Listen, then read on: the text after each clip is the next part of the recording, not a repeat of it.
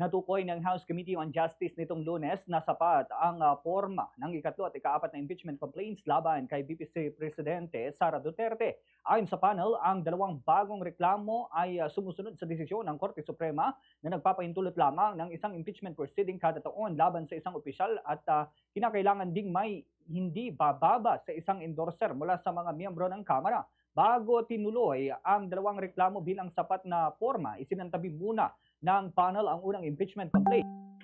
na inihain naman ng Makabayan Coalition at kaalyadong grupo nitong Pebrero 2 dahil lumabag raw ito sa one-year bar rule. Ayon naman sa unang complaint, inakusahan si Vice Presidente ng pag-uutos ng tauhan na maghanda ng hindi makatotohanan at peke na accomplishment reports kasama na ang peking liquidation reports at falsified documents para isumiti sa Commission on Audit upang suportahan ang paggamit ng confidential funds. Pagpapabaya sa tungkulin sa pamamagitan ng sinadyang pagtanggi na kilalanin ang oversight ng Kongreso sa deliberasyon ng budget at ang otoridad nito sa pagsasagawa ng inquiries in aid of legislation. Ang parehong akusasyon ay makikita rin sa ikalawa at ikatlo maging sa ikaapat na complaints noong araw ng pagdinig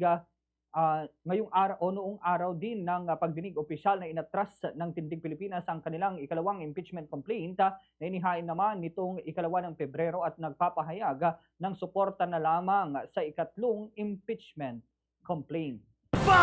Sa Radyo Bombo!